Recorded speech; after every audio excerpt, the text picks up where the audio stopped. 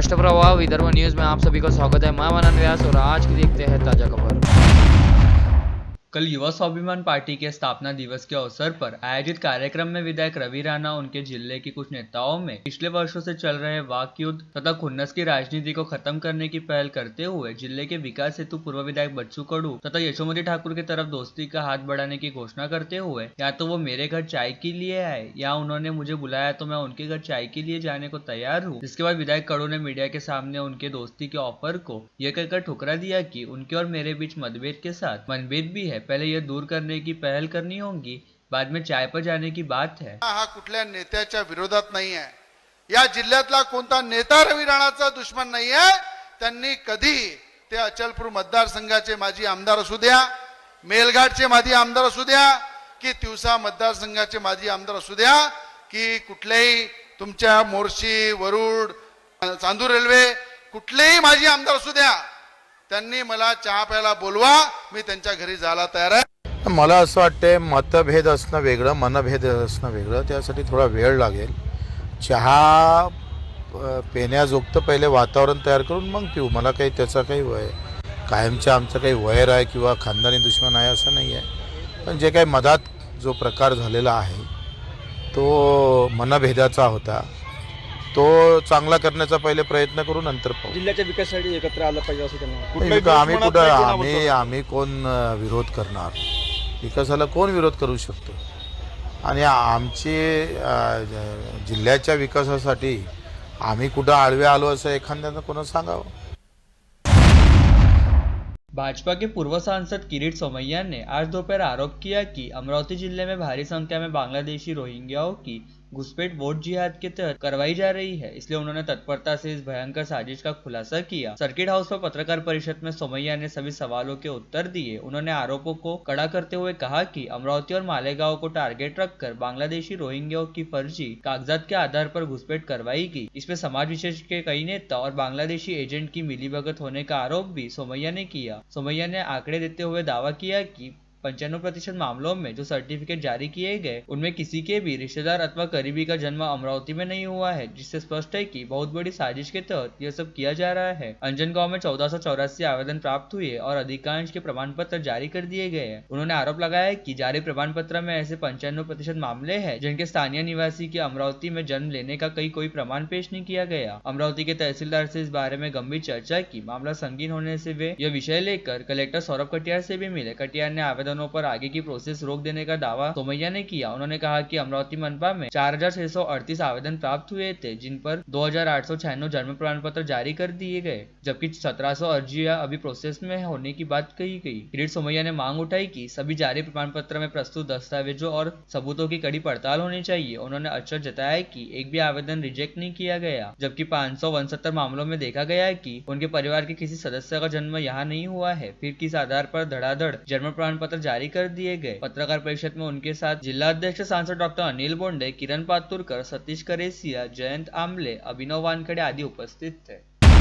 अमरावती कोतवाली थाना क्षेत्र के कैंप रोड स्थित होटल ग्रैंड महफिल में नाश्ता करते समय 1.5 करोड़ रुपए लेकर भागे चालक को उसके 2 अन्य साथियों के साथ क्राइम ब्रांच यूनिट 1 के दल ने बुल्डाना जिले के अंडेरा थाना क्षेत्र से गिरफ्तार करने में सफलता प्राप्त की है। इन आरोपियों के पास से पुलिस ने नगद 1 करोड़ 45 लाख रुपए बरामद किए हैं। यह जानकारी सीपी नवीन चंद्र रेड्डी ने आज दोपहर आयोजित प्रेस वार्ता में दी और बताया कि रकम की संपूर्ण औपचारिकता पूर्ण कर फिरियादी को सौंपी जा रही है। सनसनीखेज घटना रविवार 12 जनवरी को सुबह घटित हुई थी। इस प्रकरण में कोतवाली पुलिस ने छत्रपति संभाजीनगर निवासी राजेंद्र दामोदर शाह की शिकायत पर संदिग्ध कार चालक प्रवीण शेषराव केदार के खिलाफ रविवार को दोपहर में चोरी का मामला दर्ज किया गया। पकड़े गए आरोपियों के नाम चालक प्रवीण केदार, नितिन निंगोले और विकास वाघ है। जानकारी के मुताबिक राजेंद्र शाह या छत्रपति संभाजीनगर के अजयदीप इंफ्राकॉन प्राइवेट लिमिटेड नामक कंपनी में अकाउंट ऑफिसर के रूप में काम करते हैं तथा दिनेश प्रतापराव पाटिल यह उनके बिजनेस पार्टनर है। शाह या पाटिल के साथ प्लॉट खरीदी बिक्री का व्यवसाय करते हैं। वे दोनों चालक प्रवीण उर्फ पंडित शेषराव केदार को लेकर कंपनी की कार से 11 जनवरी को अमरावती पहुंचे। कैंप रोड स्थित एक आलीशान होटल में ठहरे थे।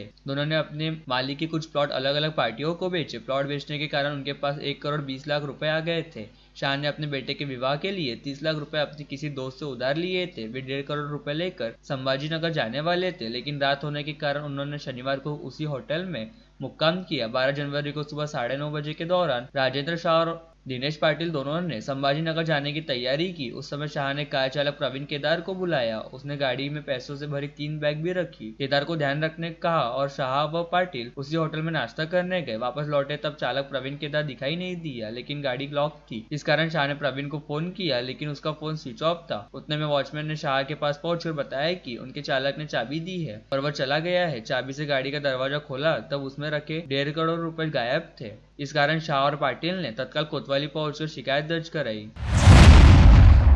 मसाजोग के सरपंच संतोष देशमुख हत्या के 1 माह बीत जाने के बाद भी उनके परिवार को न्याय नहीं मिला है। संतोष देशमुख के भाई धनंजय देशमुख ने आज आंदोलन शुरू किया था। वे गांव की टाकी पर चढ़ गए, लेकिन विनती के बाद उन्होंने अपना आंदोलन अस्थायी तौर पर स्थगित कर दिया और सरकार को कल सुबह 10 बजे तक का वाल्मीकि कराड़ पर हत्या का गुना तथा मौका लगाने का अल्टीमेटम दिया गया। वाल्मीकि कराड़ को छोड़कर बाकी आरोपियों पर मोक्का एक्ट के तहत मामला दर्ज किया गया है। हालांकि वाल्मीकि कराड़ के खिलाफ कार्रवाई को लेकर विपक्ष और सत्ता पक्ष के नेता विधायक आंदोलन कर रहे हैं। उधर संतोष देशमुख के भाई धनंजय देशमुख को धमकी दी जा रही है। धनंजय देशमुख ने अपने भाई के हत्यारों को सजा देने के लिए कानूनी लड़ाई लड़ रहे हैं। तो वही मसाजोग के ग्रामीणों ने भी गांव में जमकर विरोध प्रदर्शन किया। प्रशासन और कई नेताओं ने धनंजय देशमुख से आत्महत्या न करने का अनुरोध किया। मराठा आरक्षण के लिए लड़ने वाले मनोज जारंगे पाटिल ने भी धनंजय देशमुख से अपील की। इसके बाद करीब 2 घंटे बाद उन्होंने अपना आंदोलन समाप्त कर दिया। लेकिन धनंजय देशमुख ने मीडिया से बोलते हुए कहा कि अगर कल सुबह 10 बजे तक ग्रामीणों की मांगे पूरी नहीं हुई तो कल ब्रह्मा भी आ जाए तो भी हम नहीं रुकेंगे। आज उन्होंने चेतावनी दी, मैं अकेले आत्मदाह करने जा रहा था, लेकिन अब वे और पूरा गांव पेट्रोल डालकर आत्मदाह करेंगे।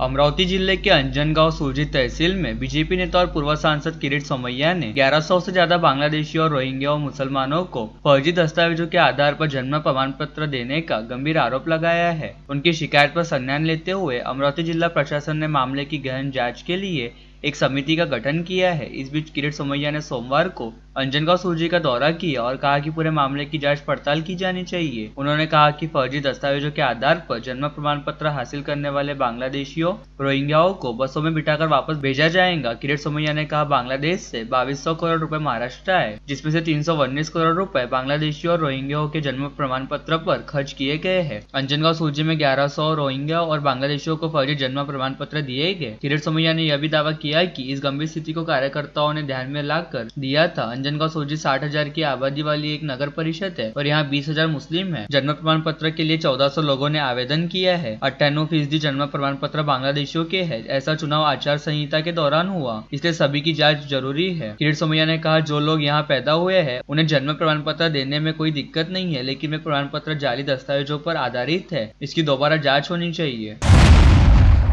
भाजपा नेता सीए किरीट सोमैया का अमरावती में आगमन हुआ। पंकज कॉलोनी स्थित सीए रोहित राधेश्याम अग्रवाल के निवास पर उनका स्नेहिल स्वागत किया। शॉल श्रीफल देकर उनका स्वागत किया गया। अग्रवाल निवास पर कुमकुम तिलक निकालकर एवं आरती उतारकर सोमैया की अगवानी की गई। राजेंद्र अग्रवाल व राधेश्याम अग्रवाल व सीपीडीए के अध्यक्ष श्याम शर्मा ने सोमैया का स्वागत कर उनसे विविध विषय पर चर्चा की। स्थानीय सीए शाखा ने भी उनसे मुलाकात कर चर्चा की। अगले कुछ ही दिनों में देश का बजट पेश किया जाना है। ऐसे में सीए लोगों ने पूर्व सांसद सोमैया से महत्वपूर्ण चर्चा की। इस समय सीए सर्वश्री विनोद तांबी, दामोदर खंडेलवाल, विष्णुकांत सोनी, श्याम राठी, गिरधर राठी, संदीप सुराना, राजेश शर्मा, विपुल लड्डा, पवन जाजू, राम राठी और अन्य की उत्साहपूर्ण उपस्थिति रही। इस अवसर पर पूर्व भाजपा शहर अध्यक्ष किरण पातुरके व सतीश करेसिया मौजूद थे।